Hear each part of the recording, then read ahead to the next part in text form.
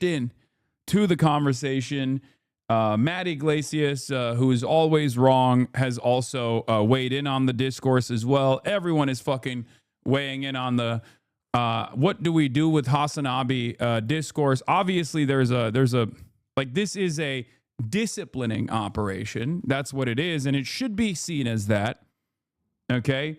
I did the New York Times podcast. We talked for like an hour plus. The rich don't play by the rules, so why should I? From the New York Times Opinions podcast. Now, this only got 5,000 views. However, in spite of the only the 5,000 modest views that it got, it has created discourse to the tune of 5 million views. Okay. You're the Sydney Sweeney of the left? No. I mean, there's a difference between, I think, the space I occupy and Sydney Sweeney. Let's be real. I've listened to you every day for the past 4 years, and I don't think about you as much as mainstream media does lately. Yeah. The original upload got deleted, so that's probably part of it. Oh, okay. I like your cardigan. Where did you get it? You don't want to know where I got this cardigan from. It's a Chatter's grandmother that I'm dating. I've been dating one of your grandmas, and she gave it to me after we bumped uglies. Okay. I watched it on the New York Times website. Maybe more did too. I don't know. But in any case, yeah, rest in peace to grandma. She got hit with a bazooka. And by that, I mean my penis. My penis is the bazooka in this situation. Yeah. Okay. It's not a big deal, but please call her back. I mean, I belong to the streets, Chatter, so I don't know if that'll happen, but, you know, I gotta stop. I have to fucking stop. Chris Rabb has decided to do a fucking event that is a rally, for the record. Don't know where that came from. Don't know what's going on there, but I guess he wants to do a rally. And got to talk to them about that. Didn't know that that's what we were doing, but breaking from CNN, Hassan Piker will date your grandmother and steal your inheritance. True. Pragmatted your grandma is true. Is true. Trump scheduled to address international media at 3 p.m. today. Great. Yeah. So we're gonna get started on the saga that took place when I dared do another podcast. This time, the New York Times Opinions podcast. You know, I had some takes on the ethics of theft, whether I care for it or not. I cracked some jokes, which was, of course, unacceptable. BDBD reacted to your interview with Jeffrey Sachs and your opinions on China. John J. Mersheimer belongs in the offensive realism school. What school does Sachs belong to? Oh my, gradually approaching academic art. Neither of these two is pro-China, right? Jeffrey Sachs has always been neutral globalist. What he opposes hegemonic order. As for Hassan, he's left-wing. He's even more anti-imperialism. It's just that the enemy of my enemy is my friend. Strictly speaking, Jeffrey cannot be solely classified as pro-China, given that his primary research and stances are also concentrated on traditional anti-American blocs such as Russia, Iran, and Cuba. As for Hassan, due to his ideological and systemic affinities, he can be considered entirely pro-China. Where are the pro-China folks? Only rationalists here. Dream collaboration. Saxon is not pro-China. He is anti-American. That means Jeffrey Sachs. Professor Sachs can indeed be considered pro-China. Of course, he certainly can't compare to us Chinese ourselves. Moreover, if someone completely abandons our own country and blindly pro-China, it would actually make people look down on them. If the Yanks take Israel to task and force Israel to cease fire, let the Yanks themselves take the lead in pushing through the two-state solution, then exert pressure on Iran by blockading the Strait of Hormuz to force them into a dictated peace instead of recklessly striking Iran as they do now. TLDR, conservatives think the radicals are too conservative. That was Chinese netizens react to two Sinophiles talking about China. This is killing me. Is the beef between Chinese and Japanese really this strong? Bro said, fuck crying about interracial relationships. We got real war to focus on. A heartwarming moment in Beijing's Sanlitun where love knows no borders. Who cares? The divine mission of all Han Chinese men is to participate in the final battle against Japan. Until that is accomplished, black men can accompany Chinese women however they want.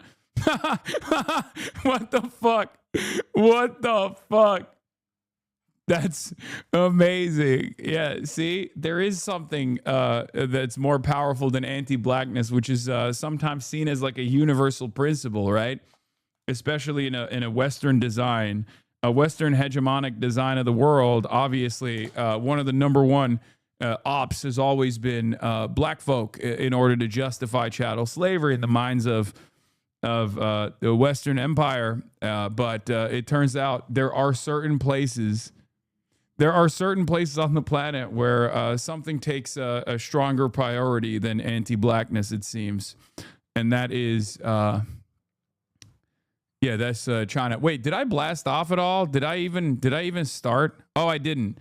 All right, let's get to it. Let's blast off before I get into it. I haven't even done that yet. It's crazy. So much going on in the world that I forgot to blast off. Okay. We got New York Times drama.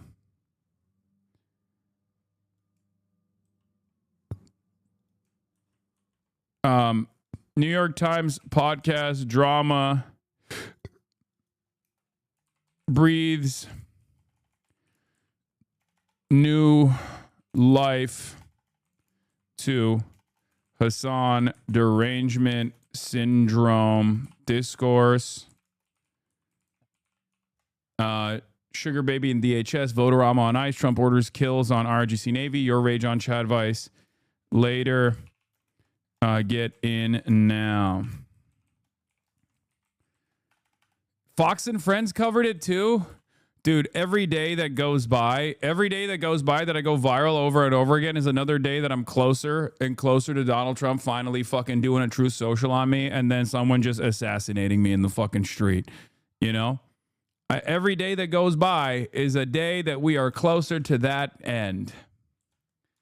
I hope it doesn't happen, but I do worry about that for sure. Trump definitely knows who you are. I hope not. I hope my goat doesn't know who I am, you know? My goat, Donald Trump.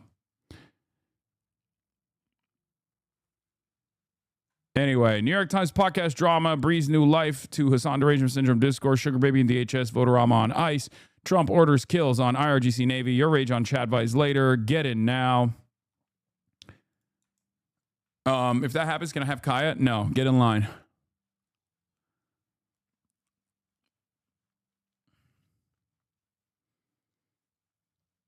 Mods, HasanAbi spamming? Yes, of course I'm spamming. You know why I'm spamming. I want you to also tell the people that you know and love to get into the broadcast. Live and alive, baby. Get a Pope mobile? True. Anyway, here it is. Occasions I was like, I'm just going to go back, grab those 4 lemons and get the hell out. In 1 second. And you should go to prison. I know. You think they're going to ban me? They should throw you in jail. See? I was being serious. I didn't feel bad about it at all. I'm proposing a new term, micro-looting. I started going into the grocery store, I would pick up the thing that I wanted, and then I would go. It's a survival technique. Gotta eat to live, gotta steal to eat. You're paying for that, right? No, babe, food is a human right. People are taking small things from big corporations, and they're feeling justified. Like, look, everyone's shoplifting from Whole Foods when you're shopping there. You're not gonna steal from a deli like that. But Whole Foods, fuck Whole Foods. Fuck Bezos, fuck Amazon, all that. We should be rioting, but we're tired, so I'm gonna take these bagels. But is it a slippery slope? What's going on with our moral code? To find out, I'm talking to political commentator Hasan Piker and New Yorker writer Gia Tolentino. Thank you both so much for being here with me today to talk about this. Hi, Gia. Hi. Hi, Hasan. Hi. I want to start with a little exercise just about our own morals. Would you share your Netflix password? I do. I also do. Well, with anyone. For the longest time, I actually had someone else's Netflix password. That was my primary access to Netflix. And now you share your own? Yeah. Would you get around a paywall on an article you're trying to read? Do it every day on my stream. Yes, Every and day. I support it when people do it for my own work. I say, go off. Use the Wayback Machine. Would you pirate music from an indie band? Is it 2005 and I'm using LimeWire? Because yes. I feel like every millennial has at some point done this. I feel like fundamentally Spotify is kind of like deleterious to the musician livelihood. I think the Mangione part of the interview made sense and was totally unobjectionable if you think at all. The shoplifting stuff did confuse me though. Like the written version made it sound like you guys were saying shoplifting is a revolutionary form of protest, but I don't think you would say something like that. So it was probably lost in the transcription. No, I literally talk about how it's I mean, I don't know what ended up making its way to the final product, but I just straight up was like, I think this stuff is ridiculous. Like, I don't think this is. It's almost self-serving to assume. Actually, we both agreed on this, where we said like it's self-serving to assume that this is like some kind of revolutionary action. The real thing that you should be doing is like salting every grocery store possible. But I'm pretty sure that didn't that make it to the final point, like the final transcript? I use that, but then I go to the shows. Yeah, no, I'm pro piracy all the way, like across the board. Would you pirate a car? Yes, you know, if you could, if one could pirate a car, it was just a classic thing back in the day.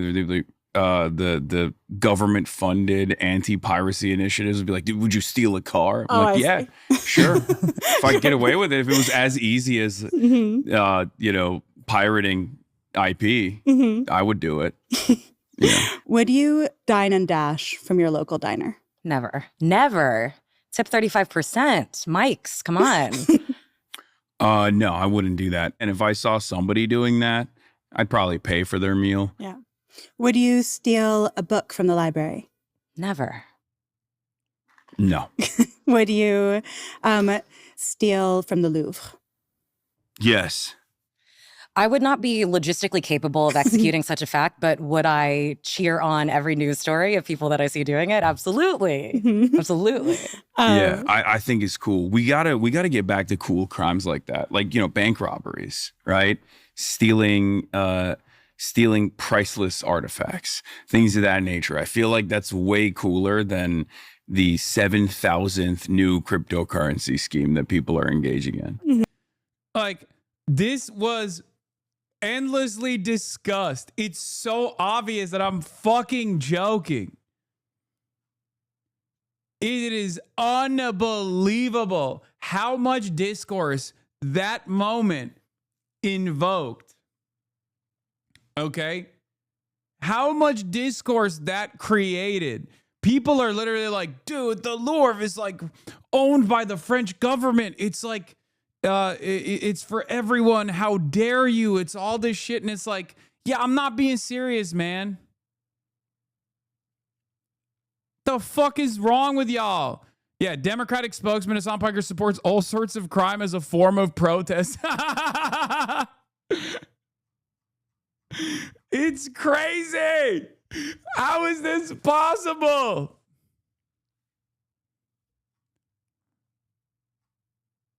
Dude, to be fair, I've been watching for a long time and your sarcasm is very dry. I mean, what is this conversation?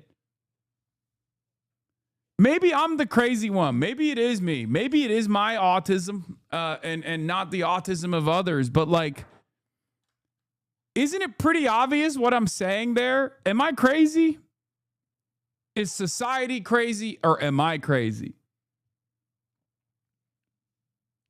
It's like it's like very obviously a fucking, very obviously not serious. Çok şişman çıkmışsın lan röportajda Beard.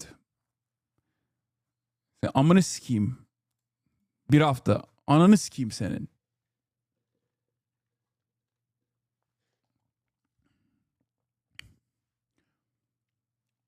No, you are not. They will find something to write about it, even if they didn't have this. They're acting like you're Lupin the Third. I mean, this is art bank rob. Yeah, I think it's cool. We gotta get back to cool crimes like that, like, you know, bank robberies, right? Stealing priceless artifacts, things of that nature. I feel like that's way cooler than the 7,000th new cryptocurrency scheme that people like. What are we doing? Like, what the fuck?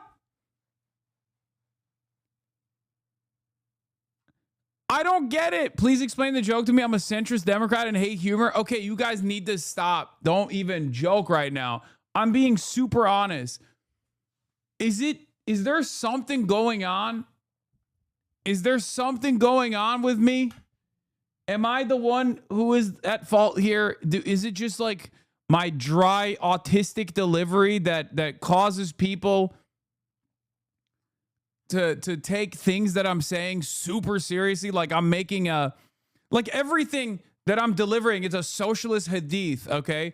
I'm the socialist Ayatollah, and every word that comes out of my mouth, these motherfuckers, these centrists and the right-wingers, they treat it like I'm the socialist Ayatollah. I'm the Ayatollah of woke socialism, and I'm delivering another hadith, a fatwa. I'm delivering a fatwa. Everyone needs to interpret everything I'm saying super seriously. To that, I always have to go back to and say, legalize comedy. What the hell? I can't tell if it's like a cynical, weaponized misunderstanding or if there's like genuinely a lot of people that maybe see people twisting my words and making that come across as sincere, and then they get confused. They're like, what the fuck's this guy about? This guy's about murdering everyone and also stealing. He's for stealing everything.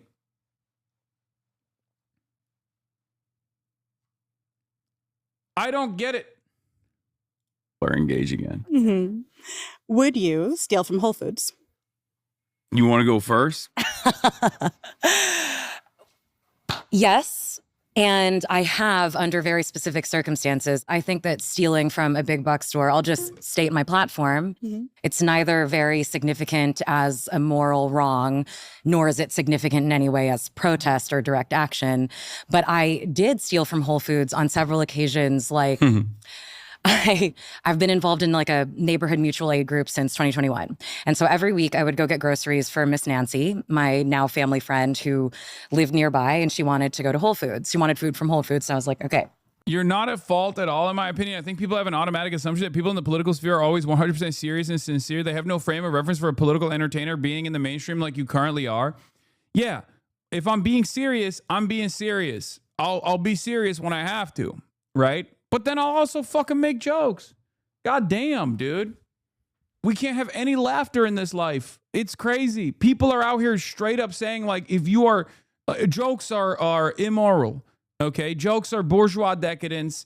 If you crack a joke at any point in your life, you must be shot and killed. It's crazy. Jokes are counter-revolutionary. Jokes are bourgeois morality. It's immoral. It's completely unacceptable. Anytime you say anything, I'm gonna take it sincerely. I'm going to treat it like it's the most serious thing you've ever said. You want to steal from the Louvre? You're gonna steal from the Louvre. You might have even already stolen from the Louvre, right? Great. And so I'd be getting Miss Nancy all her groceries, and then I would finish and I'd be like, oh my God, 4 lemons. I forgot 4 lemons. And on several occasions I was like, I'm just going to go back, grab those 4 lemons and get the hell out. And you should go to prison.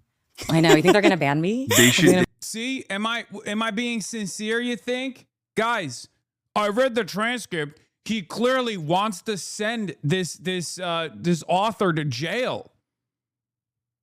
They ban should me? throw you in jail. But I didn't feel bad about it at all. Mm-hmm. And was part of it because of how you feel about Whole Foods as a corporation? Yeah, it already felt like a bit of a compromise. Like at the time, I was like, I had not been to Whole Foods. I had a bit more sort of consumer discipline about where I was spending my money then. And I already felt like I was in the hole even by shopping there. And it certainly felt in a utilitarian sense. I was like, this is not a big deal. Well, right, guys? I'm pro stealing from big corporations because, they steal quite a bit more from their own workers. However, one thing that might even help your ethical dilemma is the fact that the automated process that they design, these companies know will increase shrink, right?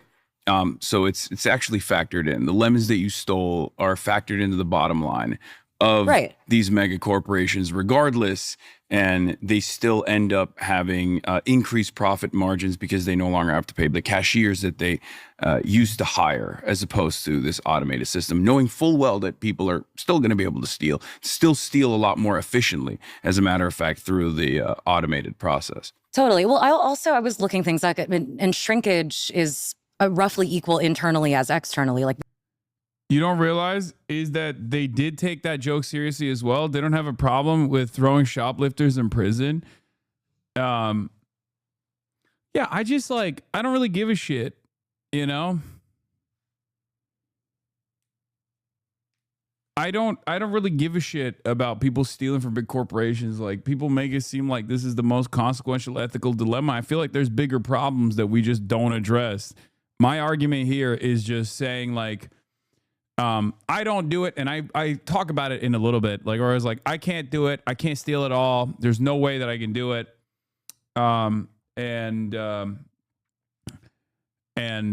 Personally, I just don't care all that much. I feel like there are larger systemic problems at play here. Most of the conversation that we have revolves around the social contract tearing apart, right? Like, I am invested in systemic analysis and offering criticism to everyday systems of violence, structural forms of violence like poverty, and how that has caused people to react the way that they do, right? Because theft is ripping apart the social contract, and it happens as a consequence of the social contract being ripped apart. So I see forms of violence and things like that happen. I wrote about this on the New York Times, ironically enough, in the aftermath of Charlie Kirk's assassination. But these kinds of violent actions are born out of the unlimited violence that we dish out, our culture of ultra violence, but then also they happen. They take place more common, I can't even fucking talk. They happen all the goddamn time because people are losing their minds, because people are just like, this shit doesn't work anymore. They have less of an investment in American prosperity. They have no investment whatsoever. They're not bought into the system. They expect it from their employees that they are sort of disenfranchising constantly. Yeah. But what about the argument that if everyone just starts stealing wantonly from the self-checkout machines, Whole Foods will eventually raise the prices? Yeah, chaos, full chaos. Let's go. I mean, look, I'm in favor of fast and free buses and also government-owned storefronts. And, two of those policies, the mayor of this beautiful city is currently working on. Would you encourage stealing in the same way from a Mamdani-run city-owned? I don't really care either, but I always think it's silly when people characterize it as a principle, or justify it as, oh, they're robbing us with these prices. Like, you just don't want to pay, that's fine, but let's dispense with this framing. Antisocial actions like shoplifting are not paying for the train as a moral act. I don't think you're doing that, though. Yeah, I'm not. I very clearly am talking about, all of this stuff is irrelevant, and people have less of a buy-in to the system when the system is not fucking creating an environment of stability. That's it. Because here is the framework, right? The rich don't play by the rules, so why should I? My point is, the rich don't play by the rules. We should focus on that. That's always my point, right? And people only focus on the why should I part. And it's like, I personally follow the rules. I'm always following the fucking rules. I mean, there are certain instances where I think the rules are silly and stupid, like IP, patents, whatever. But for the most part, I follow the rules. I can't break the rules. I can't violate them at all, okay? But again, regardless, I'm not going to spend a good deal of time talking about the rule breakers when they're just like regular folk, when they're ordinary folk. Because the real problem is the rule breakers that are writing the fucking rules. And this entire conversation is me trying to bring the conversation back to that. grocery store with lower prices? And why? I would not, because I feel like that's taxpayer funded, and the prices are this union labor, and the prices are also adjusted regardless. I think that hypothetical is interesting, right? Because if you look at it from a categorical imperative type thing, what if everybody did this? You know, the converse is like, oh, what if every major grocery chain stole from workers and consumers? And that is basically true, right? Like, it's interesting. Like, I think it speaks to the thing where a kind of harm committed by the individual strangely continually draws more ire than the same harm being committed by a structure. And so, I kind of am inclined towards this. It's like, everyone try it, see what happens. Yeah. Well, by the way, ironically enough, I don't personally do it. I never do it. When I was younger, I stole some Pokemon cards from a friend, and my father punished me. And it was such a harrowing experience that I literally can't even steal like a candy bar. When we were in college, a lot of my friends used to love doing that. You know, getting drunk, going to the gas station, 5-finger discount. I would never participate in it, and I still can't to this day participate in it. I'm just saying that I personally don't really care. If someone needs the food, they should absolutely steal it. There's one thing that's like stealing when you're a teenager and you want the adrenaline rush, and part of it is about testing the rules and getting away with something. But I feel like what I'm seeing on TikTok and social media is people saying that they're stealing from Whole Foods, not just for the thrill. I saw someone also participating in this discourse and being like, Hasan is telling poor black people to go and steal so they go to prison. And I was like, I'm checking out of this, I think. Unbelievable. That is the maximalist version of, like, I say I like pancakes, you say I hate waffles, and you should be going to prison for your take. That was the most insane version of that. I saw a piece of that on TikTok. I do appreciate it because it reminds me, it harkens back to like the Tumblr ultra woke discourse. You know, that's like a woke 1.0 relic. But, you know, excellent stuff regardless. Central Committee, thank you for the raid. Hope you had a good stream, brother. Very interesting times that we are alive currently. Anyway, let's continue. But out of a feeling of anger and moral justification, because the rich don't play by the rules. So why should I? And Jeff Bezos has too much money. He's a billionaire. So why should I have to pay for organic avocados? My friends and I have started calling this micro-looting because it has a like slight political valence to the theft as opposed to just the thrill of getting away with something. Have you noticed this around you online? Have you noticed more people talking about stealing in this way?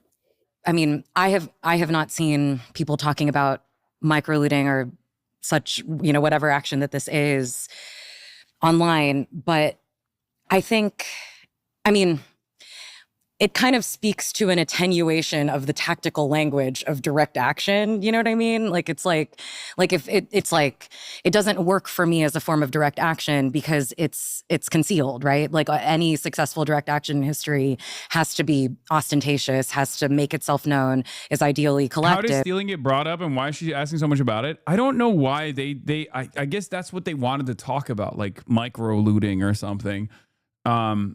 I don't care. And this is sort of necessarily individual and hidden.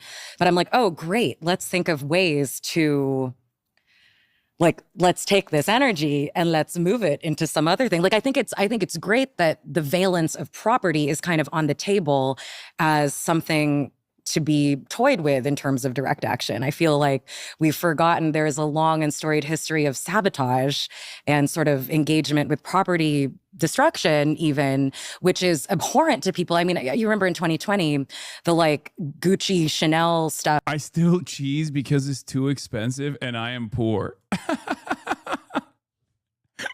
What are you, a rat? Fucking ratatouille ass motherfucker.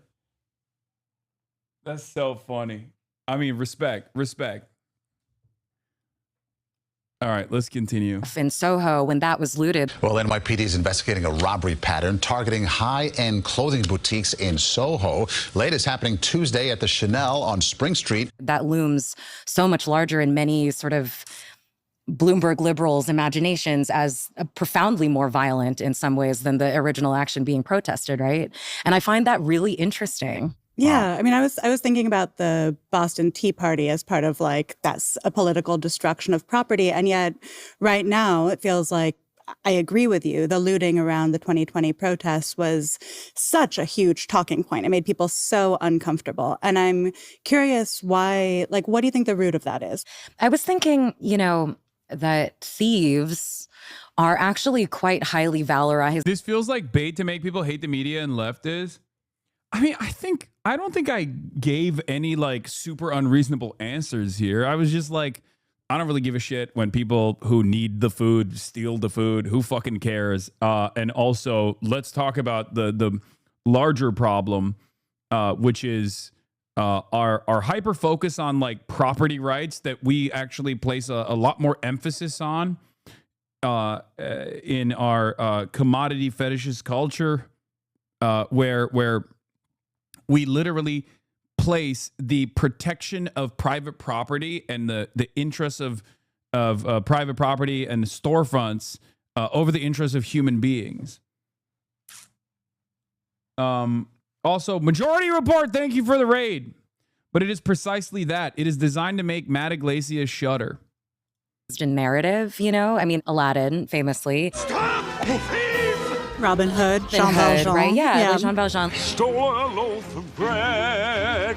We understand it's well within the collective consciousness that stealing for need or purpose, it's something that we understand and feel quite friendly towards. And I think if someone were, let's say, walking out of Whole Foods with an IKEA bag of whatever and giving it to the people, sheltering underneath the scaffold. There's a line where if you talk about this for too long, it starts to look like a caricature of leftism, stuff you would find in a Paul Thomas Anderson movie, I guess. At the jail going up in Brooklyn next door, I think most people would agree that if someone were to be stealing with a purpose, we love that in America. We do. We can love it again. Mm-hmm. We just have to do it with a purpose. I was reading a Pew Research poll about Americans' morality, and it basically was just like, well, we didn't even ask about the obviously immoral things like theft. We only asked about like having an affair.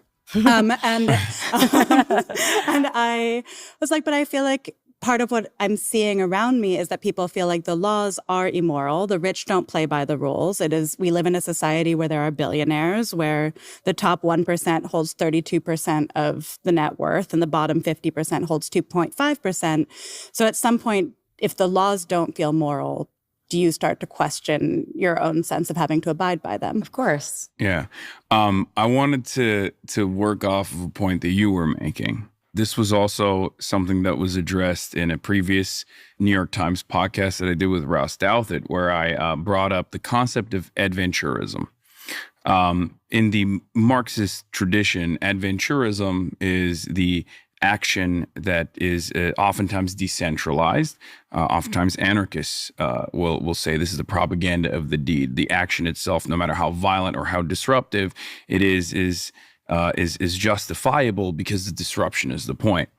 I believe in the power of organized labor and labor militancy and building these structures of power so that we can actually make more effective change, more longstanding change.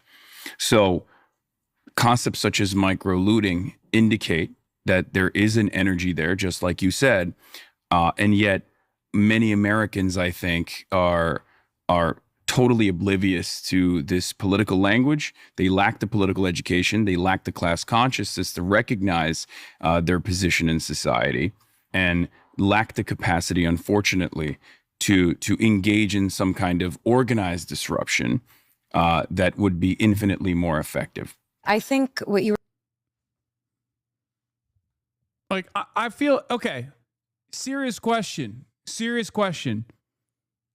That's the heart of my argument, right? I'm like, yeah, micro looting is irrelevant, unnecessary. It's a breakdown of the social order that we have, and clearly there's an energy that people clearly there's a need here. There's an appetite for fighting back. But at the end of the day, it's infinitely less productive than It's infinitely less productive than like organized labor and labor militancy, right?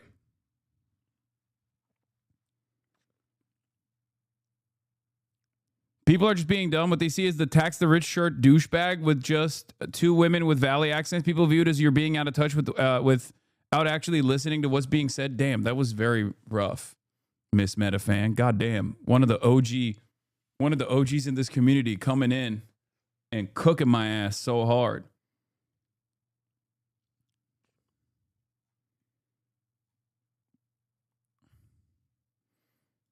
You didn't something insanely complicated. People are just purposely misrepresenting it.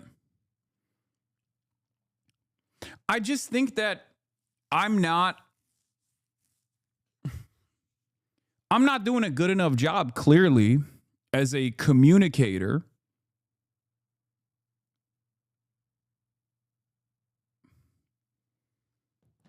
If so many people are voluntarily, cynically or not, misunderstanding the point that I'm making, you know?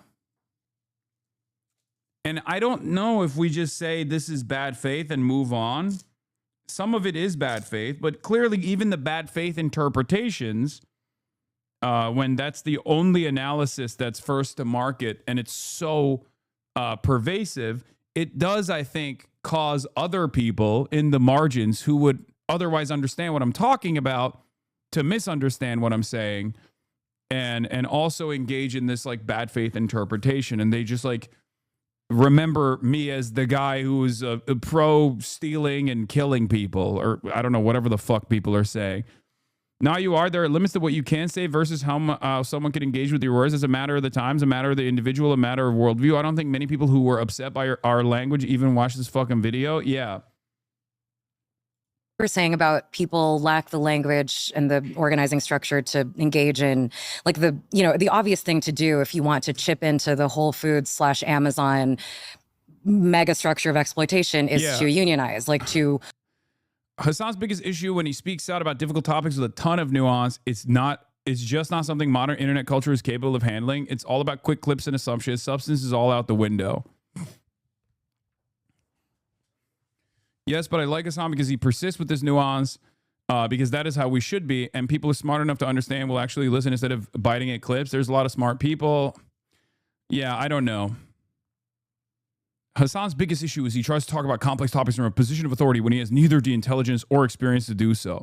Like, this is the type of person. This is the type of person that I always am trying to fucking understand. Yeah, Sam Adler Bell says, my contribution to Hasan discourse. I watched a lot of Nick Fuentes on Rumble while working on a piece. The odd thing is that Fuentes is not at all a typical streamer. He's doing a throwback thing, looking into camera, no live chat, just monologuing. Incel Walter Conkright, very impressive. I don't watch him, but I approve of Hasan Piker because I think it's really important for left-wingers to be handsome. And then he also followed up by saying, also regarding Hasan's statement on the UHC assassination, I said pretty much the same thing in my column and on Chris Hayes' show. Democrats aren't lining up to associate themselves with me, but nobody tried to cancel me. Yeah. Got to try harder, bud, to try to get canceled. Yeah, it's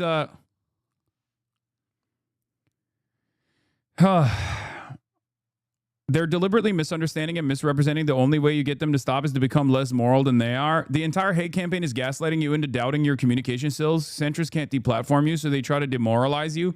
I mean, they're not going to succeed. They're not going to succeed. And not only that, but I also do think that this causes people, I think, to dig deep, to scratch the surface and to go on their own personal journeys. Like, people will hear the concept of social murder, and I explain it, right? In that short clip that was clipped to say Hasan loves when murder takes place. He's saying every wealthy person is murdering people by the dozens, and all of the wealthy people should be killed, or whatever the fuck people are interpreting that I'm saying. But there will be some people that will go, wait a minute, what the fuck's this guy talking about? What is social murder? I never thought about that. I never thought about it like that. Let me take a look. Let me try to figure out what he was saying here, you know? Matty Boy wants to pontificate. Yeah, this is funny as well. Matt, you've seen 7 Hasan clips for a total of 2 minutes. Out of context, please shut the fuck up. I haven't seen any clips. I get my information from reading things. Buddy, the medium that I'm in is not a written medium, okay? And this means that everything that you've read about me is filtered through the lens of people who fucking despise me. Why the fuck do you think you're going to actually have a nuanced perspective on whatever I'm talking about? Of course you're going to be like, oh, this guy's the fucking idiot. Anyway, but that's Matt Iglesias, who is professionally wrong. So I don't mind his hatred. I welcome his hatred. This cancellation has let me introduce you to my normie friends and then being far more willing to hear you out because of how much they hate the people saying these things about you. Yeah, it's great. I've learned everything about this musician's music by reading them. Yeah. You were on the New York Times, the supposed pinnacle of analysis. Are you not allowed to be nuanced on the New York Times?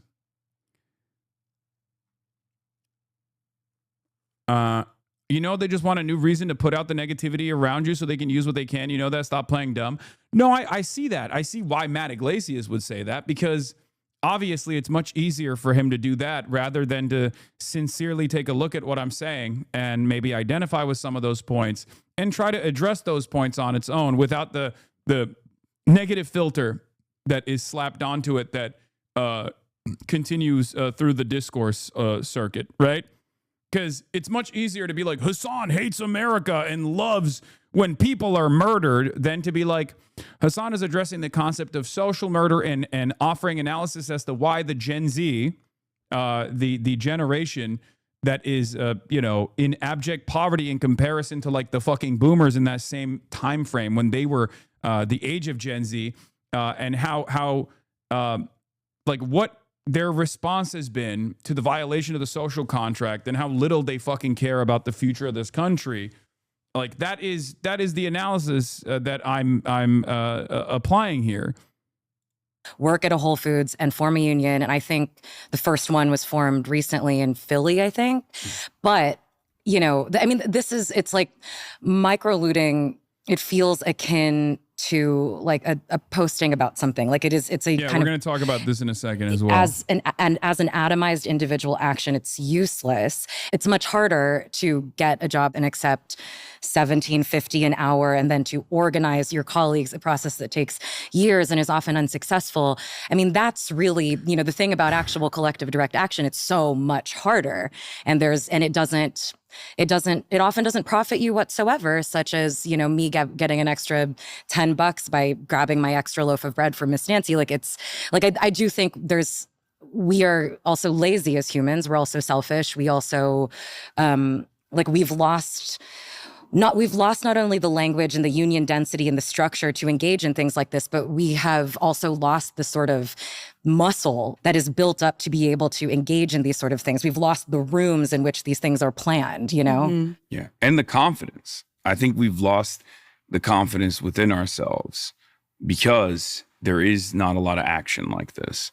And in the absence of that, we lack the willpower, because we don't even know what that would look like. And the climate protests in Europe tend to be a little more militant, right, than the ones that are here. And they are, blocking roadways, like these things that are even objectively completely nonviolent forms of obstruction and interference that don't even involve property destruction, but merely the interruption of the capital flow of the workday. Like, someone give me the live broadcast for Fox News. Apparently they're talking big shit again. Let's hear. Dude, it's so funny. It's so fucking funny. Oh my God. Every damn day of the week. Was engaging in a tremendous amount of social murder. Virtually every American has a similar experience, a shared experience where they have a loved one that spent their last days instead of spending them with their family, spending it on the phone, talking to their healthcare provider to maybe get a little bit of economic respite.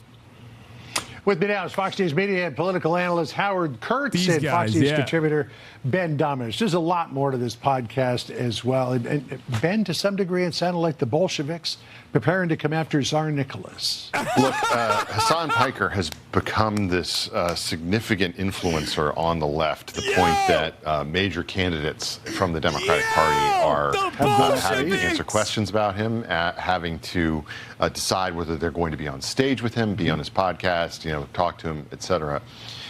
From what I can tell, he seems to be spouting the kind of just, not just horrible, on the moral level, but something that I think is politically an absolutely horrible thing for the Democrats to associate themselves with. He is talking about encouraging murder, encouraging theft, encouraging, taking things away, and he's doing it from this position that, quite frankly, I think, is arguing this to a bunch of people who are going to nod along because they are representing the elite opinion of the New York Times. They want to be members of the cool kids. Exactly. They want that very much. Lost me with this. The Fox America News opinion is pro CEO over workers, which is not the elite opinion. Thank you, Fox News. Many things. And to give these crazy town views a platform, I can't fathom what the New York Times had in mind. And even worse is the romance tone of the whole thing. We're so happy you're here. Thank you for sharing your great intellect with us. Give me a break. Yeah, but here's what he said about Brian Thompson's murder and the fact that he thought that he could understand why some people were cheering it. Listen here. Because of the pervasive pain that the private healthcare system had created for the average American, I saw so many people immediately understand why this death had taken place. And that is the reason why I think the reaction to Luigi Mangione, especially by younger generations, was not so negative. I understand why this death it was a cold-blooded frickin' murder on the streets of New York. But also, this, if you have problems with the healthcare system today, you're complaining about Obamacare. Like, it is actually the policies of the Democratic Party that are currently, in sway when it comes to the healthcare system in America. And for Hasan Piker to go down this road, I find the whole thing disgusting, but I also find it really bothersome that, it's one thing if that's a sideshow. It's one thing if that's something that's going on within the Democratic Party. Right. They've got some radical on the edge who's saying something like this. This guy is being mainstreamed over and over and over again. But it wasn't just him. Dude, this is universal. This is as well. Right, elites in both parties are actively saying, like, fuck this guy. Well, okay, have you noticed that? Not only that, but saying that she got disappointed that this didn't provoke a bigger move in the Democrats to push for universal health care. Listen to this. I don't know why I thought that Democrats would immediately take this up as pushing a sort of unified message towards universal health care. I don't know why I expected that. I don't know why I was disappointed that it didn't happen. I don't know why I was disappointed that the Democrats didn't take up somebody being gunned down in the streets in cold blood and make a push for universal health care. You're also talking about cool crimes, bank robberies. That's cool, apparently, and that sort of thing. And, what really troubles me here is, look, I want to be clear. He has a big following online. He can say whatever he wants, free speech. I don't have a problem with that. But for the Times, with this huge megaphone, to shine a spotlight on this just makes no sense. And whatever happened to the slogan, all the news that's fit to print? This is just atrocious judgment. And I was glad to see many Democrats going online saying, we don't want this guy as the symbol of our party. The other thing is just, I'm sorry, I look at this guy and it's like the thing that sort of made him percolate up outside of his own entity was the fact that he was abusing his dog on an internet stream. I get this. I get that. Yeah, he was shock collar. Yeah, and the dog. I get the sense you're not a fan. We got it, Sandra. To speak any moment now at the White House. We are told that will be about health care. This after a major. That's so funny. Rules on marijuana. We're going to have that for you next. That's so funny. They had to cut it off. They had to cut it. That is, for the record, this right here is quite literally the, this right here is the straight news coverage. Okay? This is the second time today. Expect primetime host to follow suit later today. Yeah. That is crazy. That is actually crazy. The podcast has 5,000 views. You have 6x the viewers watching live right now. They are giving it more of a megaphone than it had on its own. I agree. You got so much motion. They're doing the Kaya shock slop on Fox fucking News. I know. I love the completely heinous shit Republicans do on a daily basis, and they find what you say reprehensible. How does anyone take them seriously? I don't think you are supposed to take it seriously. I think that the people that take it seriously are insincere, right? The New York Times featured Hasan Piker declaring that he understands murdering healthcare executives like Brian Thompson and citing Frederick Engels for responding to social murder. This is the same person who said U.S. deserved 9/11 and advocated for political violence. This is the same newspaper that effectively banned a U.S. senator for citing the use of military to quell violent protests, which was later done on January 6th, says Jonathan Turdley. So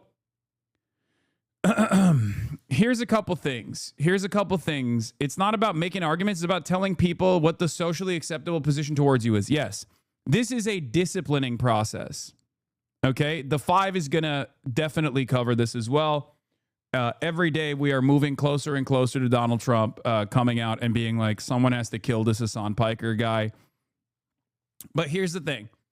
Okay, here's the important factor. A lot of people are confused as to why this conversation is taking place. I've also played the fool when talking about it, but I know exactly why this conversation is taking place. Both the establishment elite in the Democratic Party and its gatekeepers in mainstream media want to have safeguards on what kind of conversation is appropriate and acceptable and what is not. This is a disciplining mechanism. Okay? That's all it is. That's precisely what it is. My favorite media critic, Adam Johnson, obviously had some choice words on this issue as well. Where is it? Let me see if I can find exactly what he said. Oh, yeah, here it is. He was responding to Neera Tanden, saying, this whole Piker discourse has been embarrassing to every person who has tried to make him the spokesman for the Democrats. Adam Johnson says, people like to mock the triviality of the Piker discourse, but it's useful to see it as an elite moral panic / disciplining exercise. Tanden hired not one, but 2 architects of the Gaza genocide. CAP, Center for American Progress, is bankrolled by corporate America. These guys desperately needed to be 2015 forever. Absent a boss they can tattle to, their preferred method of disciplining, these manufactured controversies are all they have. That's all this is. The Overton window has slid completely out of control on the issue of Gaza, on the issue of Israel, and they're trying to do their very best to manage the conversation, to try to like pull it back, to yank it, right? And the more mainstream media outlets offer me any credibility or even a microphone to say what I want to say, the more they lose their fucking minds. Not understanding that I already have the platform, right? It's right here. And many people in the media recognize that I have the platform. And that's precisely the reason why they don't actually mind giving me an opportunity to speak, because from their perspective, they benefit from it, right? They probably benefit from it more than I do, because these guys think that this is the only way to reach out to a broad audience. It's not. That used to be the case, but that's no longer the case, right? The Third Way Bulwark Daily Wire Anti-Hasan Alliance works because they're all actually conservatives who don't want a progressive politics to disrupt the feckless establishment liberal order. Nikki McCann Ramirez writes, we will continue doing Hasan discourse until you are a desiccated husk being told that the next shitty candidate who loses to a fake Republican populace would have won if you had simply gone on my stream podcast show instead. So that's it. That's the problem. Okay? They want to put the toothpaste back in the fucking tube, and they can't deal with it. So they're trying to at least yell at anyone who even looks in my direction, who looks in the direction of this community. They're trying to say, don't talk to this person. Do not talk to this person or we will come after you. Not realizing that every single time they do stuff like this, they end up boosting my profile and it backfires on them because it causes boomers, some of which will hate me, obviously the Fox News watchers, to look at what I have to say and go, yeah, I don't really agree with it. Whatever, who gives a shit? I'll forget about it and I'll move on. But it also causes boomers to look at what I have to say and go, actually, this person is not so crazy. I don't know why they are presenting him as crazy. I kind of agree with him.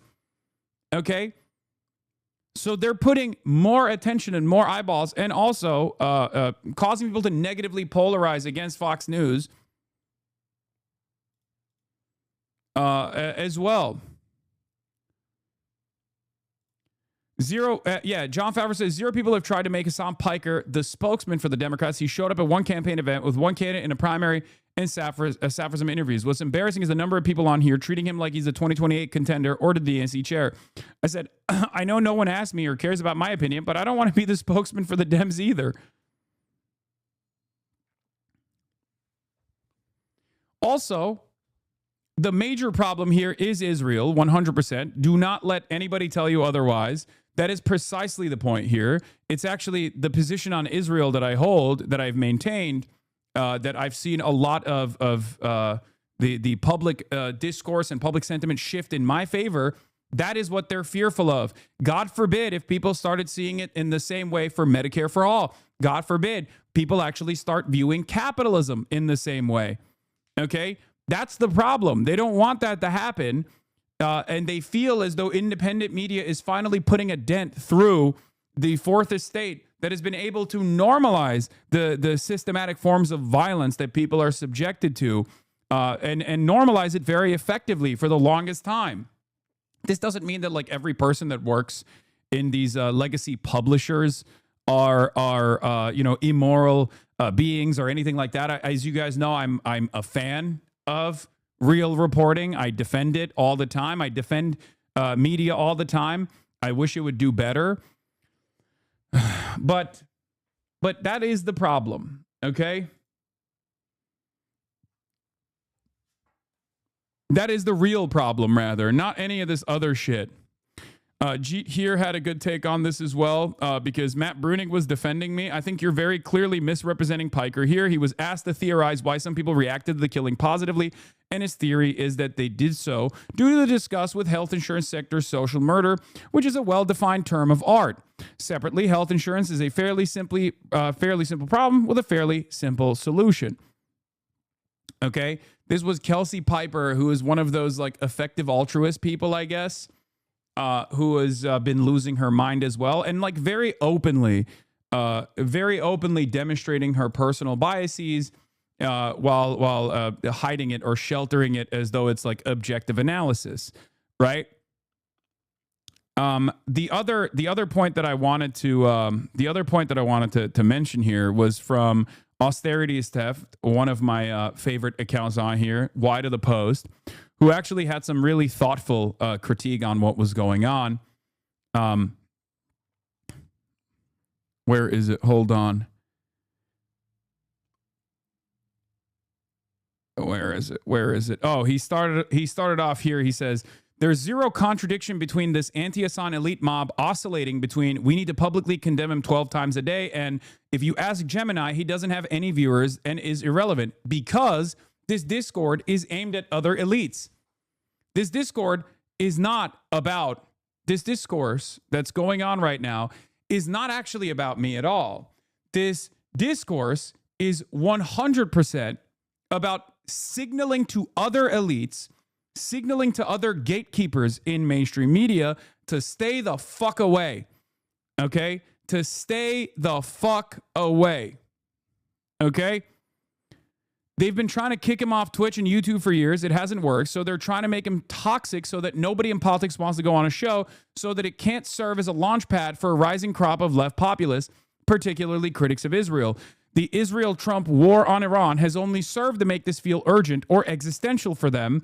Their power base is in terminal decline when it comes to public opinion. It's not surprising that everyone trading in this Hasan dumping represents a zombie politics on its way out. Yeah, and you see it.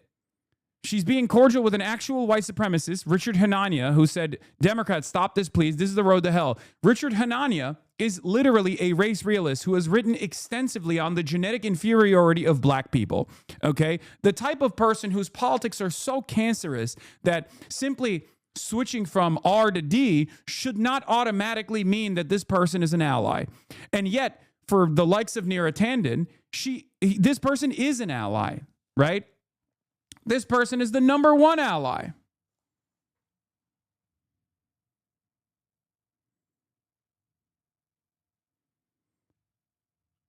Because they do not represent any sort of disruptive politics.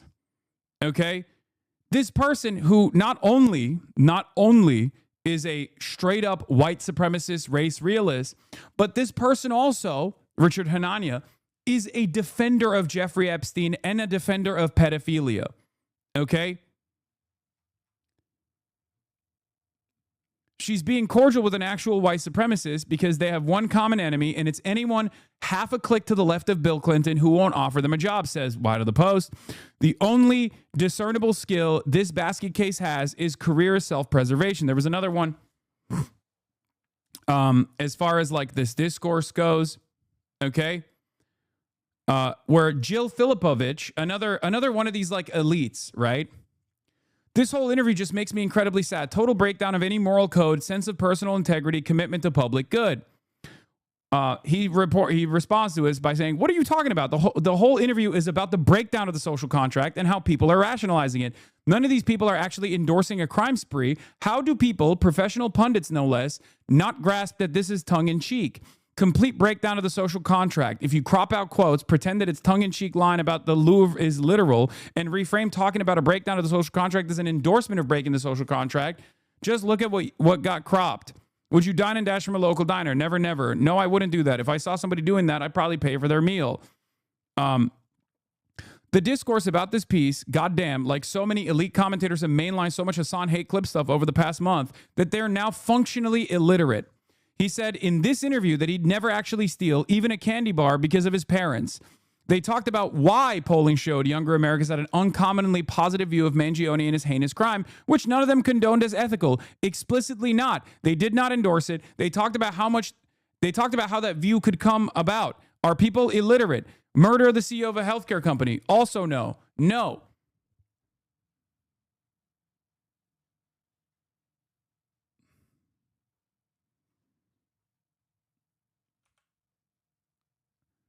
It's such a ridiculous cook up that is unintellectual, which is hilarious. Okay, it is objectively anti. It is objectively not intellectually curious. It's not intellectually honest. Okay, and these guys are entertaining it. Some of these people know better and they're still entertaining it. And the reason for why they're entertaining it is because they have no other way to have a sincere conversation with an oppositional framework, okay? They don't. They know that the oppositional framework is actually generating a lot more, gaining momentum, right? Like people who are unbelievably critical of the current system that they exist under, the system of capitalism. They're terrified of it because their jobs rely on defending capitalism, right? They're writing fanfic now, Unc. Guys, you don't have to show me all the fucking dumb fucks, all right?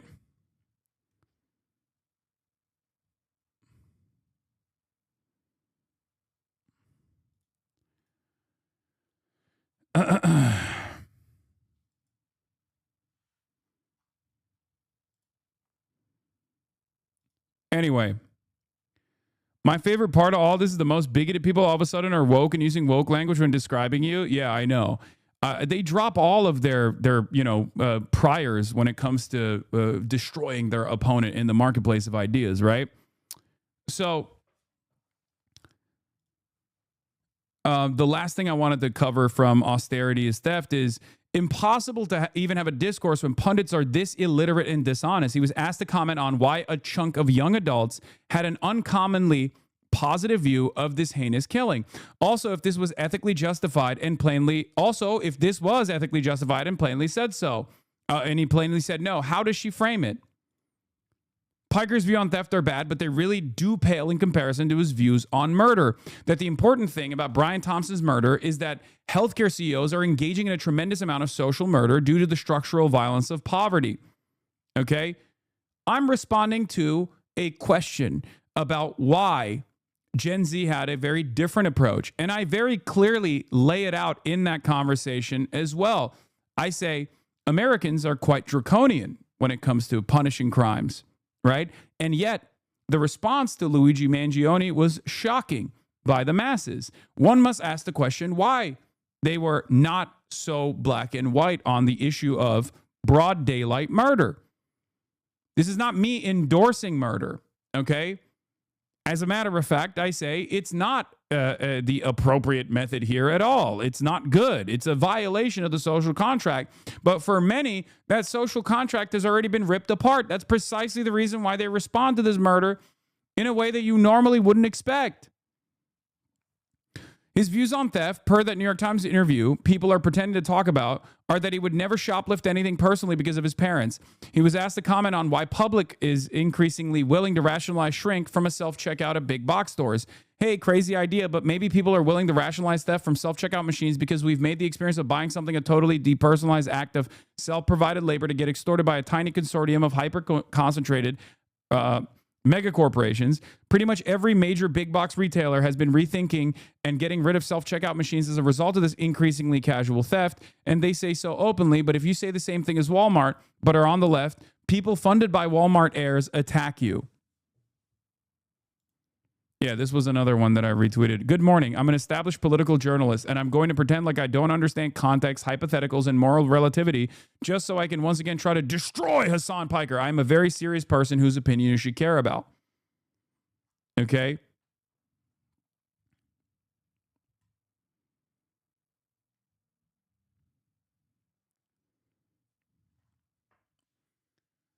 So it's a totally idiotic exercise, and it literally doesn't matter. And I try to explain that it doesn't matter, but everyone assumes that their interlocutors are cynically saying certain things, not because they genuinely believe it. Okay? I must be saying this doesn't matter. This doesn't actually harm my bottom line or my goals here of reaching a broader audience and actually getting them to understand where I'm coming from. They don't get that. They think, oh, I'm just saying it because it's actually working. It's working. It's not. Even if you succeeded in successfully getting all these other mainstream outlets to be like, I don't want Hasan to be anywhere near us, it wouldn't work on, it wouldn't do anything. Are criminalized to shocking degrees even in Europe, And I guess I'm saying, like, maybe we are getting the lack of courage is maybe a rational response to the kind of the way these actions are treated in the popular consciousness as well as by the criminal justice system, but they shouldn't be. I want to get back a little bit to the anger underneath this. Like in 1965, CEOs were paid 21 times the average worker. In 2024, CEOs are paid 281 times the average worker. I feel like some of this is coming from a feeling of like the social contract is broken. And then there's also the slippery slope of what happens if we completely break the social contract and no one plays by the rules anymore. And I wonder where you two see the interplay of those two ideas. Well, the rules are already designed in a way where if you steal from the poor, you become rich. If you steal from the wealthy, you go to prison. So there's only one direction where you can do unlimited theft and erode the social contract for the 99%. There's an invisibility baked into the system that allows the wealthy to engage in this sort of behavior. Because, I mean, it's a cliche at this point, but like wage theft is the most consequential amount of theft that takes place in the United States of America. a similar invisibility exists in structural violence as opposed to individual acts of violence as well. If it's a police officer engaging someone violently, the automatic assumption from the average person is, oh, that's probably a criminal. They probably deserved it. But if there's any circumstance where someone else is fighting back against police, like in a normal protest environment, for example, ultimately, most people assume that that is chaotic. There's a chaotic situation, and that it is born out of the escalations from the protesters themselves, even if, as regular citizens, we're infinitely closer to those exercising their First Amendment rights than those with the power stamping out people exercising their free speech rights. We never look at systemic forms of violence, and we don't look at systemic forms of theft in the same way that we do as individuals breaking that social contract. I think there is, in my ideal world, what we were talking about, the one kind of theft being inescapable and hegemonic and, completely oppressive, and then people trying to get a little bit of it back through stealing from Whole Foods or whatever, right? It's in the ideal world, it is not one in which this continues and this increases to somehow even it out, right? The ideal world is one in which the theft from above is broken by regulatory means and or bottom up means like unionization, right? You were just talking about not being like we should encourage wanton theft across the board, but we should try and fight against the theft that comes from the top. It feels difficult right now in a moment when... The funniest part about this wave of outrage over this interview is that there's absolutely nothing radical about it. It's basically a common sense based on the logic of anyone with even a basic understanding of reality. Yeah, I wasn't being like particularly radical in my commentary here at all. But what I find strange, I guess it's not so strange, it's very commonplace, is the handshake between right-wing reactionaries, from Ben Shapiro to Fox News commentary to all of the right flank of the liberal Democratic Party, people in positions of power within the party structure, doing the exact same analysis, right? Like, I hope people can see exactly what's going on here. This is a rehashing of the exact same ridiculous outrage that was manufactured towards Bernie Sanders in 2016 and in 2020 as well. They're doing it right now. They can't do it towards Bernie Sanders to the same degree. So now they're just like using a platform to punish this kind of thought, to say this is unacceptable. Okay. They called Bernie Sanders racist. He was not. They called him sexist. He was not. And they leaned into any line that they could. They leaned into like any kind of silly, nonsensical position they could to just disparage him, to disparage this movement, right? Important to note for the materialist analysis, centrist Dems and the GOP have the same billionaire donors. Exactly. I mean, it's true. That's, part of the point. And Michael from Pennsylvania also said something that's interesting. He said, it's actually useful from my point of view because I don't want you to support squishy progressives. Only the real ones will stick by you. Yeah, I mean, look, I know who is insincere. I know who is like using this as an opportunity to do this self-serving bullshit, right? There are people on the left who will also lean into this moment that I have in the fucking spotlight again to be like, yeah, he actually sucks. We don't even like him. He's not a real anti-imperialist, Marxist, Leninist, or he's not a real Maoist third worldist. That kind of thing, right? Like, there are people like that as well. There are obviously a lot of squishy, quote unquote, progressives that will look at this like pretty basic commentary on the ripping apart of the social contract and why these sorts of things are happening, why these sorts of instances of instability are taking place.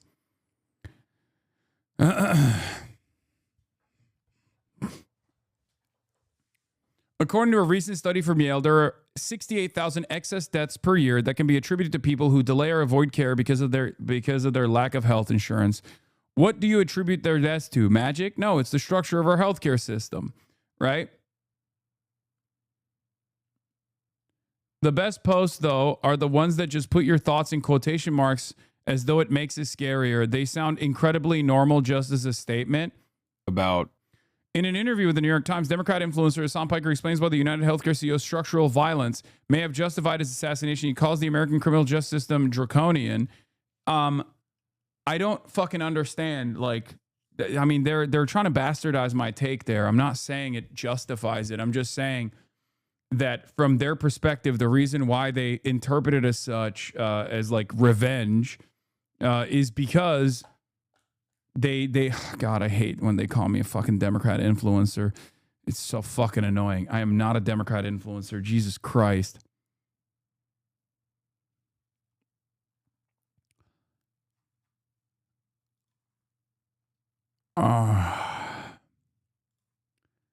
So many people keep saying Democrat spokesperson. But yeah, ultimately, though, this is a disciplining exercise and it should be treated as such. That's precisely what this is. It's a way to signal to others, hey, you need to shut the fuck up. You can't say certain things. You can't think certain thoughts. And male Olivia Juliana. Okay, calm down, man. How dare you? Okay, chill the fuck out. Don't say stuff like that. That's messed up. Please don't do that.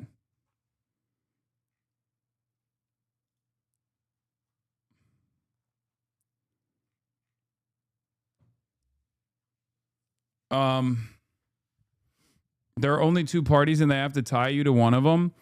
Yeah, except most people that are paying attention realize that there is like almost as much, if not almost as much, if not more anger and resentment from the gatekeepers of the Democratic Party.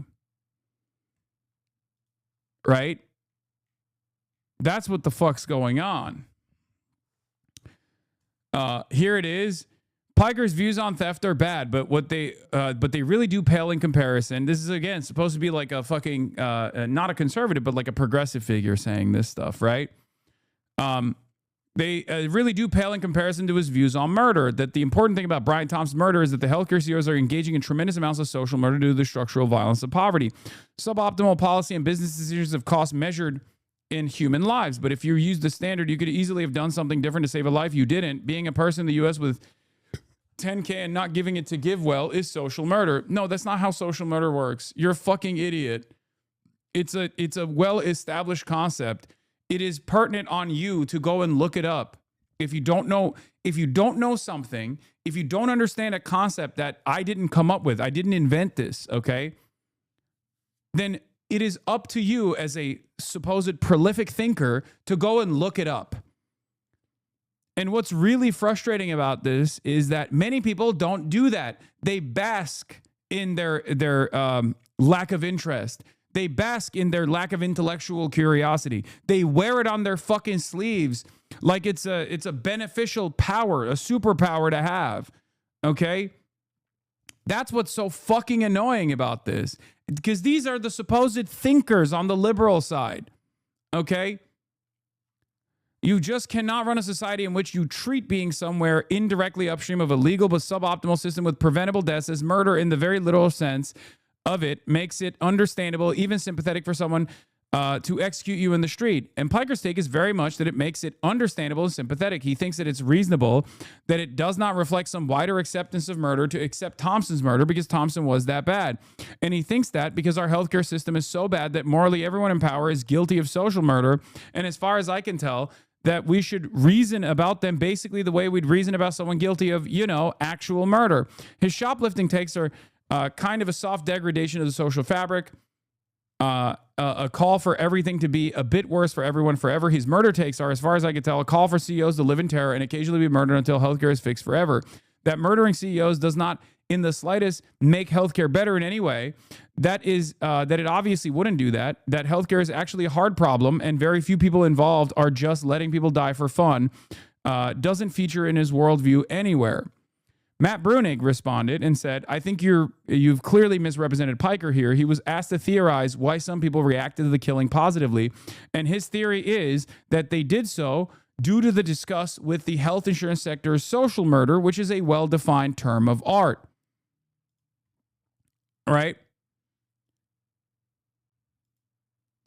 Hasan seems to himself understand the language and framing he uses a death threat and to plainly name it as such. Now, the reason why this is not the same is because I wasn't calling for fucking Brian Thompson to be murdered, you absolute moron. This person is literally calling for me to be murdered and saying, oh, you're a stochastic terrorist.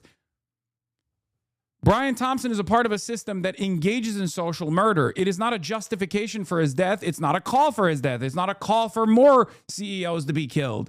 You're making that interpretation. This person, on the other hand, absolutely has in the past had, many similar statements that he's revealed about himself. Literally has the beeper emoji in his fucking social media account, and is also falsely saying that I'm engaging in stochastic terrorism.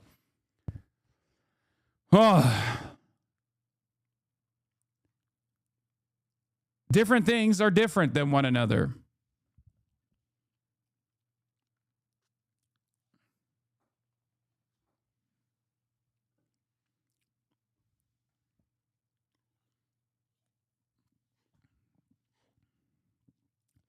Yeah, well, the person he's talking about genuinely loves when Israel kills people.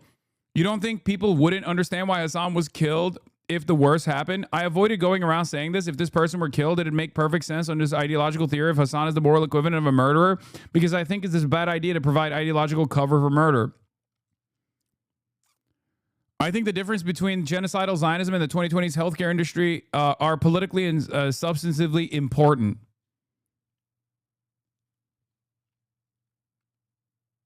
Did you define social murder in the interview? Yes, I did.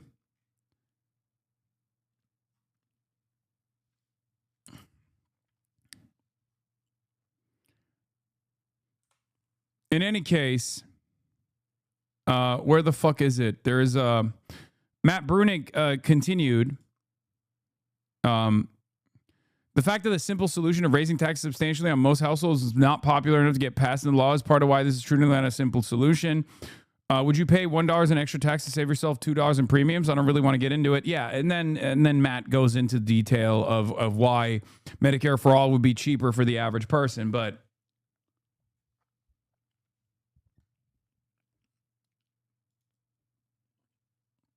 a solid majority of the U.S. press and the Democratic Party laundered genocidal incitements and apologia for Israeli violence for roughly 2 years. I have never tweeted about Hasan Piker, who seems like a normal dude to me, but anyone halfway aware knows the mainstream media and Dem Party stalwarts want to scapegoat him for bad discourse hygiene instead of facing their own wretched conscience about what they permitted and encouraged.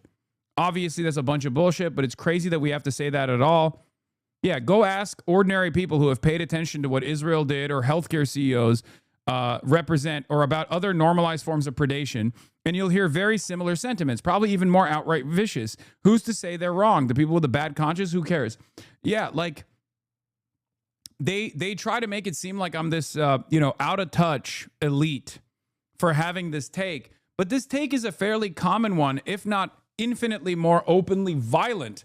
If you were to have a private conversation with the average American who has had to deal with a claim denial, or if you talk to the average American who looks at all this death and destruction and thinks, what the fuck is Israel doing? Why are my tax dollars going there? This is the problem. These guys don't want to have that conversation, and they certainly don't want to think about the morality of these actions. And it's much easier to kick the can down the road. But my argument always is, if left unaddressed, it will lead to more decentralized forms of violence. And I don't like that, because I don't like the fucking chaos.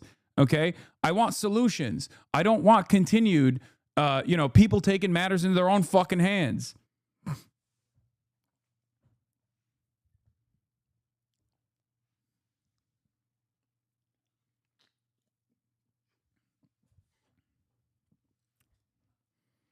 How are you planning to fight back against this smear campaign? It doesn't matter. People that have these opinions, they will continue having these opinions because the opinions are not actually about me. They're opinions about how this system actually works. It works well because it works well for them, or rather, their salaries are dependent on them continuing to defend this system. Okay? That's it. All I can do is just keep saying the fucking truth.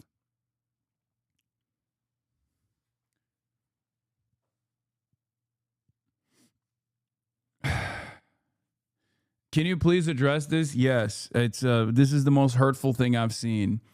Hasan Piker has one weak spot. It's his jumper. I've seen it. He shoots like he shoots a hard ball. I like all his other stuff though. This is devastating. I didn't want to fucking even give it any daylight, okay? But yeah, I do feel like once again they've chosen to argue about an issue that is unbelievably unfucking popular, right? Now, they do have a devious way of framing the conversation around like how murder is, Hasan said murder is awesome and he wants more of it to happen or whatever. But I think most people can cut through that noise, or perhaps it's kind of like the Rick Scott phenomena. Maybe they do hear that, they do take it seriously, and then they go, no, I do think murder is awesome, which is a much more devastating predicament to be in. So maybe they should stop doing this, okay?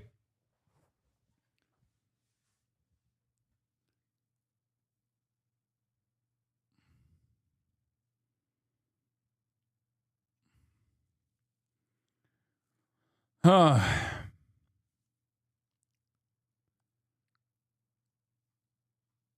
anyone who works for a company or has a belief system or supports an ideology Hasan Piker disagrees with can be murdered with impunity? Is that what I said? No, I didn't say that at all, you fucking weirdo.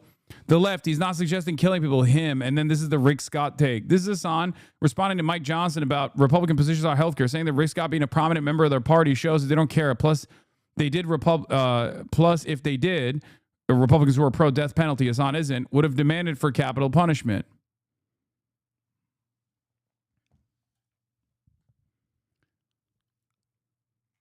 Again, this person is supposed to be a Democrat, by the way. This person is supposed to be a Democrat, like functionally defending Rick Scott doing record award-winning levels of Medicare fraud. Piker spent 7 hours a day streaming and is apparently a millionaire. This is a performance Marxism entertainment. If someone came into his house or car, he would shit the bed. In an actual revolution, he would be worked to death in a gulag. Okay, got it, buddy. Another delusional take from that lady. Oh, yeah, the Strokes guy. Are Jews to blame for the Strokes not writing any good songs for 25 years? He didn't say Jews. He said American Zionists. Stop projecting. Yeah.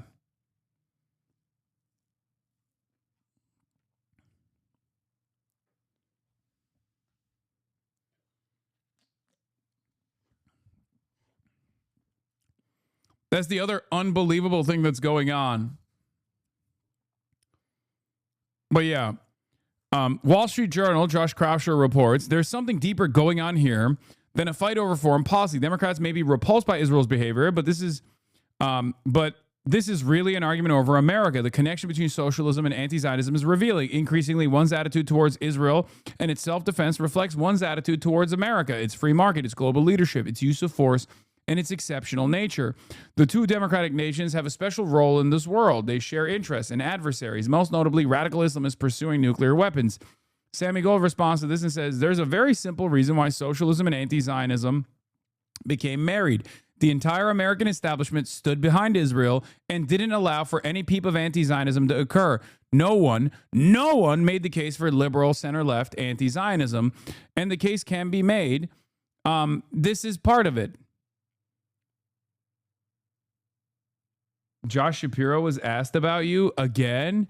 Jewish Insider, Pennsylvania Governor Josh Shapiro supports U.S. aid to Israel, but calls to use it as leverage. In an interview with Jewish Insider, Shapiro said he hasn't really thought about whether he would appear on Hasan Piker's stream, but he hasn't been invited. I mean, I see this as retreat, by the way, because Josh Shapiro is a fairly open defender of the state of Israel. I mean, he worked for the Israeli embassy in his youth. So for him to basically say, oh, I haven't really thought about appearing, but he's never invited me is a sign that even more moderate Democrats, prominent Democrats with ambitions of higher office are actually seeing the discourse and are not leaning into the most ridiculous framework.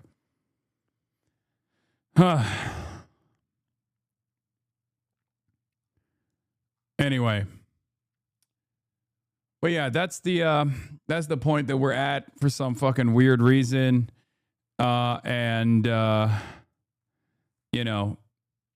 it's exceptionally funny that this discourse came out of a podcast that got 5,000 views on YouTube. Okay.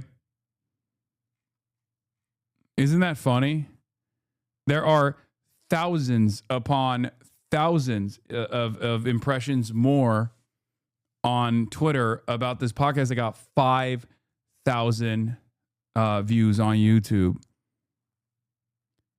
Neera Tanden, by the way, is one of my most unhinged haters at this point. Literally nonstop talking about this shit. John Favreau said this. Damn my brain. New podcast got 50K on YouTube when he went on. Yeah. They have to be actively suppressing the video reach. She's lost her dang mind. Rokana says, we're the party of redemption, believing you deserve a second chance if you made a mistake as a young person or deserve to make life. If you came here undocumented but work hard and play by the rules, yet when it comes to political disagreements, we have taken a very different attitude. If someone held political viewpoints we disagree with or said sensational or hurtful things, we feel vindication and moral certitude in our condemnation. Perhaps we could learn from the great philosopher Ted Lasso. Be curious, not judgmental. I'd like my party to lead in redeeming America to live up to its promise. And then Neera Tanden is he asking for redemption? Isn't that kind of a core issue here? Neera, I'm not the one who should be asking for redemption. You are. Look at you. You should be begging. In a just world, you would be literally begging for redemption for how much you have worked with bloodthirsty monsters like Benjamin Netanyahu. That's the problem. Okay?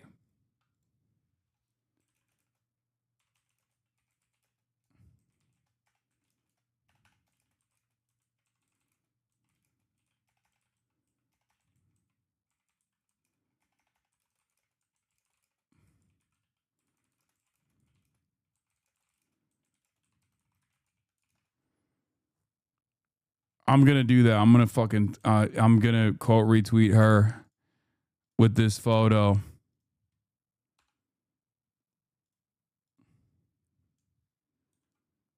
In a just world, you'd be begging for redemption for all the laundering you did for this war criminal. Fuck it. I'm going to cook her.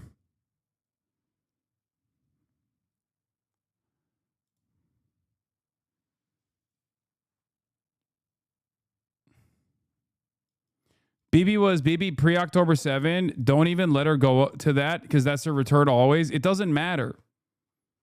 She's continued to work with people who have actually worked to continue the genocide.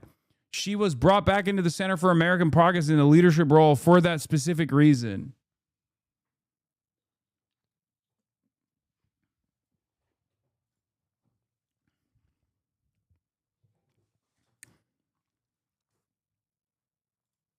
Anyway.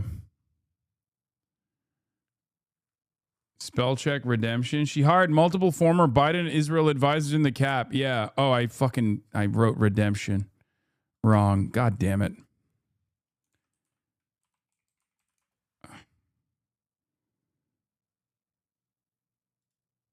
Okay.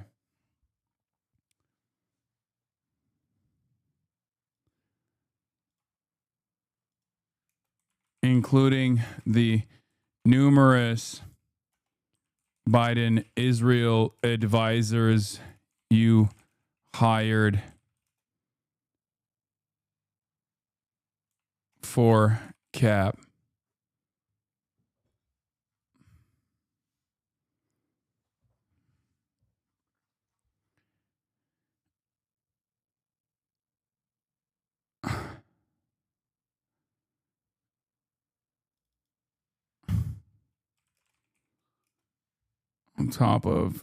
On top of the numerous Biden Israel advisors you hired for cap.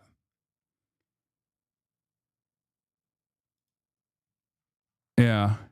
He's not saying anything here that I didn't see coming from the people of every class, color, and creed all over the internet. This isn't his unique view. It was largely America's, which is ironic because that was the point I was fucking making, right?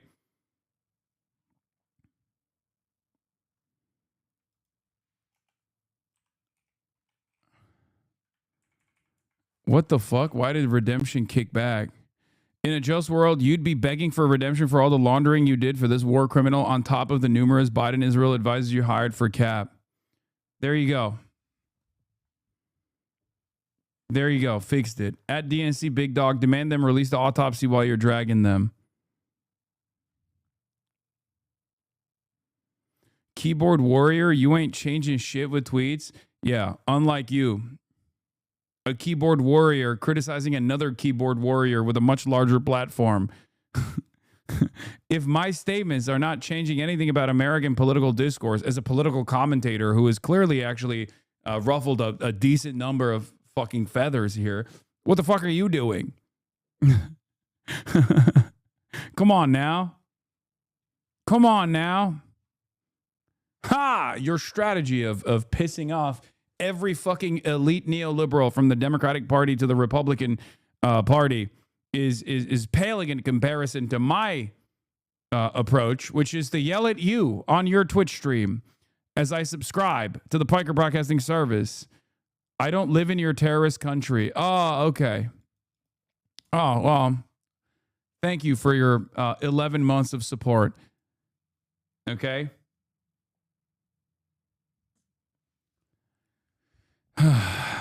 He's a furry. His opinion is irrelevant. Yes. Thank you for your 11 months of continued support to the Piker Broadcasting Service. Okay. What the fuck? This tweet wasn't saved. Why?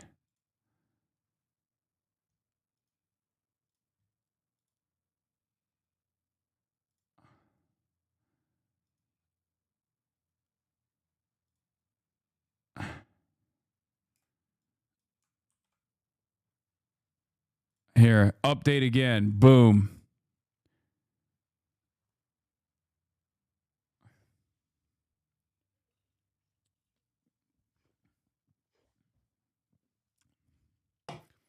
Bro, why do people pay? Why do you pay us on money if you don't like them, Lamau? Yeah.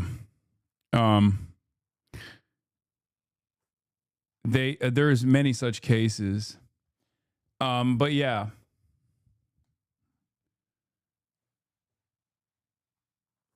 Big Pharma press release with Trump. Positive viral tweet about you. Yeah, I said this. If you steal from the poor, you become rich. If you steal from the wealthy, you go to prison.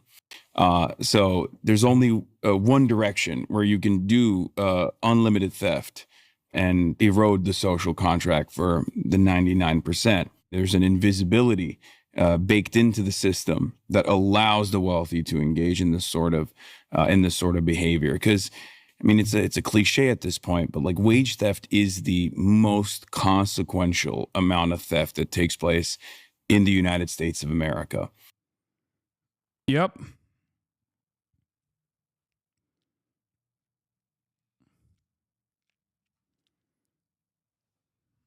But yeah, I welcome everyone that is new, that's coming into the broadcast, following for the first time ever, to subscribe. I like him not just worshiping every single thing he do, clowns. Wait, what? I like him not just worshiping every single thing he do. Wait, what? Worship? Who the fuck asked you to worship anything? You just are shit talking in my chat on my Twitch stream about me fucking responding to Neera Tanden, who is, you know, somewhat of a key figure in the Democratic Party with profound power. I didn't say worship me. I was just making fun of you engaging in something that is infinitely more futile than what I'm doing.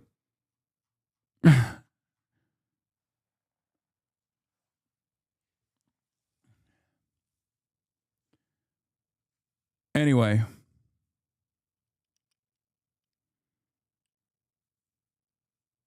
But thank you. People were cooking you on bad faith smears when they should have been cooking you for looking exceptionally Matt Walshy in that interview. Okay, don't fucking say that. Yeah, Neera Tanden was on CNN yesterday complaining about Abdul El-Sayed. How can you guys not see that this is...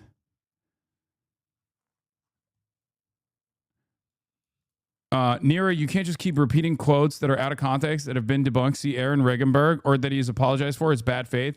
And again, a reminder, you had an actual wanted war criminal at your think tank and you were super friendly with him. Love you guys, but you've given him more airtime than some people consider a run for president. Sorry if I think it's important to state out loud to hear my disagreements with a guy who says it's okay to murder people. Jews are inbred. America was responsible for 9/11 and Russia was right to invade Crimea, amongst many other insane things. Oh my God. Every single every single fucking thing she said is false. I don't think I need a PhD in psychology for this one. Oh yeah, I mean this was very funny. I don't. Okay, I try not to project on here. Says Magdi Jacobs, who tweets about me relentlessly every single day. I try not to project, but now I can objectively say he sounds exactly like my ex-husband because this is exactly what my ex-husband has literally said. Why would anyone demand Democrats be in a relationship with someone who sounds like my psychopathic ex-husband? Why? Ask him what he thinks about Ted Kaczynski next. I'm sure it will be illuminating. I'm not triggered per se. But I do have a distinct memory of not being able to escape from my ex-husband and then also having to hear, let's talk about Luigi Mangione and wanting to launch myself in the fucking sun. Now the same thing is being forced on all of us. Sorry for the burp. I'm not triggered, but I am absolutely triggered. I think we oftentimes forget how much of the anger and resentment that people have towards someone like myself is just around the optics. Like I remind them of their ex-boyfriend or their ex-husband or someone who was mansplaining to them in college. Or I remind them of a jock that bullied them relentlessly and they just can't fucking stand it. Where they're like, fuck you. Or in some instances, it's literally just, why does he have this platform? Why can't this platform be mine? I am much more deserving of this fucking platform that he has. Okay? That's all it is. And then for Ben Shapiro, it's obviously an instant classic. This guy's perhaps the biggest piece of shit on the internet, and Democrats mainstream him. Disgusting. I said, buddy, you love Israel's genocide so much you've lost more than half your audience. You claim Medicare for all would mean enslaving your doctor wife. You think I give a fuck about how you respond to a clip where I'm offering analysis to why some amongst Gen Z responded to Luigi Mangione the way they did? Yeah, I have all the best takes. Why won't people answer me? Why won't people actually listen to me? Me. That's what it is for the most part. Last point was... What is this? The Atlantic? Dr. You may have seen. Glenn Greenwald came to my defense as well. Nobody's elevated and expanded Hasan Piker's platform and influence as much as moronic establishment Dems like this and their media allies who denounce him incessantly because it's easier than opposing Trump's war or Israel or corporatism or doing or saying anything else that's substantive. The most recent polling data shows 60 to 75% of Americans don't know who Hasan is, as he himself has pointed out. And far more Americans have learned of him in the past 2 months because of dumb Democratic Party denouncement rituals. So he was even less known before this began, before they began this insanely pointless shaming routine.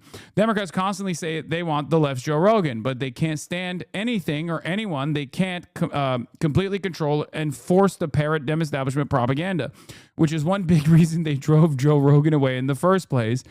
That's why they financed the lamest, most banal, and most compliant partisan drones like David A. Pacman. And then are befuddled that it doesn't work. Dems keep talking about Hasan Piker because they have nothing else to offer.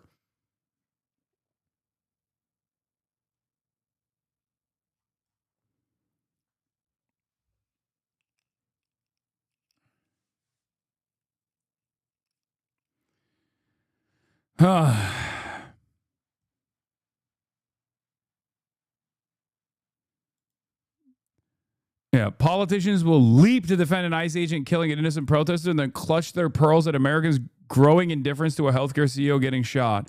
How do you expect us to appreciate the sanctity of life when America funds a genocide and bombs schools and kills their own citizens? Exactly.